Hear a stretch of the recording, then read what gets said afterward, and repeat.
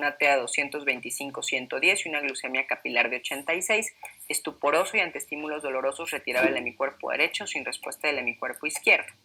Entonces mi sindromático es un síndrome de alteración del despierto por la somnolencia, el estupor ya en urgencias, y un síndrome piramidal izquierdo, porque al estímulo doloroso no había respuesta. ¿Dónde lo voy a localizar? Pues el paciente no había nada de respuesta. En los casos anteriores vimos que el paciente tenía 3 de 5, 4 de 5, es decir, era una paresia, debilidad que no llegaba a ser plejía, no llegaba a ser tan intensa o tan profunda la pérdida de la fuerza. Pero cuando yo tengo un paciente con una pérdida de la fuerza densa, seguramente ya eso no es una región cortical, sino es una región más profunda. Por lo tanto, yo considero que probablemente este paciente tiene una alteración en la cápsula interna del lado derecho y a lo mejor con extenso. ¿Por qué? Porque me está alterando el despierto o que tomó el tálamo. Diagnóstico más probable: hemorragia subaracnoidea, epilepsia, vascular isquémico, hemorrágico, glioblastoma multiforme. En este caso,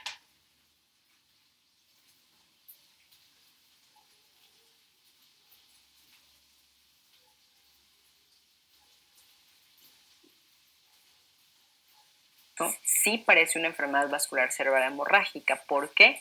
Porque el paciente tuvo cefalea, alteración del despierto y vean que llegó con una TA sistólica de más de 220, estuporoso, no parece isquémico.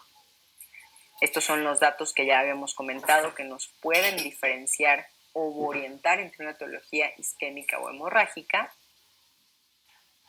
¿Cuál es el estudio que pedirían de forma inicial? De estos que observan aquí: angiografía cerebral, tomografía, resonancia, perfutac o angiotac.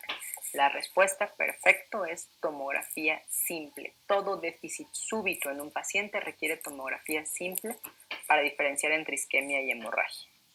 ¿Y qué esperamos encontrar? Hipodensidades o hiperdensidades. ¿Y en qué región? Ya nosotros lo pusimos en nuestro sindromático anatómico. Por lo tanto, yo espero encontrar una hiperdensidad porque considero que es hemorragia en la cápsula interna derecha. Y en efecto, esto fue lo que encontré. En otras imágenes se ve que está muy extenso, incluso está desplazando la línea media y más compromiso del tálamo. Es extenso. ¿Cuál es la etiología de esta imagen, doctores? ¿Qué piensan que es? Paciente 72 años con esta hemorragia, es una malformación arteriovenosa, una ruptura de aneurisma, es hipertensiva o amiloide. La respuesta es hipertensiva, porque los sitios más frecuentes, estos son los sitios más frecuentes de hemorragias en general a nivel cerebral, pero la localización sí nos puede dar un poco la etiología. Ven que cuando tenemos hemorragias en núcleos de la base profundos, en tálamo o en tallo, nos va a hablar de vasculopatía hipertensiva. Si las hemorragias son lobares, por ejemplo, como en este caso hacia lóbulos posteriores, muy corticales, seguramente tenemos que diferenciar un paciente de más de 60 años con esta lesión, va a ser por angiopatía amiloide, y un paciente joven con esta imagen es muy probable que sea una malformación arteriovenosa. Entonces la localización sí me habla de etiología. Por lo tanto, yo considero que esta imagen es hipertensiva, es profunda. ¿Qué tratamiento indicarían? Control de la presión arterial y glucemia, drenaje de hematoma, transfusión de plaquetas, porque acuérdense que el paciente estaba tomando o trombolisis IV con RTPA. La respuesta en este caso es control de la presión arterial y la glucemia.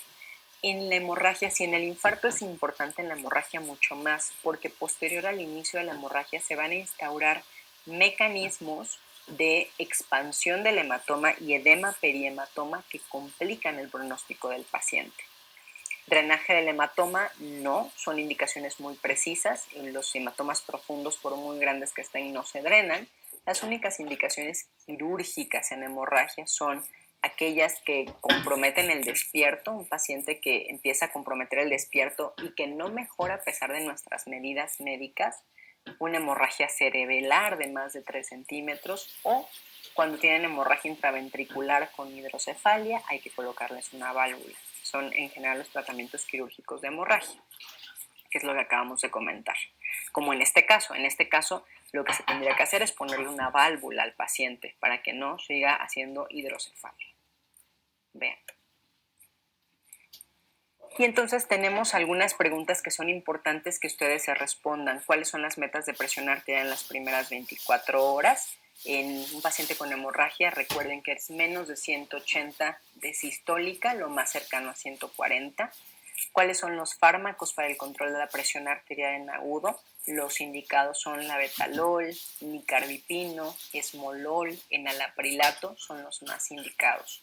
Meta de glucosa en esta paciente, doctores, ¿cuál sería?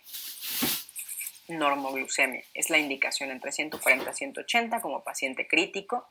¿Está indicada la transfusión de plaquetas en este paciente que consumía aspirina? La respuesta es no, a menos que el paciente tenga una coagulopatía con trombocitopenia, en estos casos sí, pero por el consumo de antiplaquetarios no.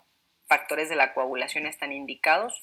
No, solo en el caso que estén tomando anticoagulantes o que tengan déficit de factores de la coagulación, nuevamente por una coagulopatía. Hay que prevenirles el tromboembolismo. Estos pacientes se trombosan. ¿Y cómo lo vamos a hacer? Lo vamos a prevenir con medias de compresión que no son útiles realmente, es más bien con compresores neumáticos intermitentes hasta la rodilla. ¿Y cuándo puedo reiniciar la aspirina en este contexto?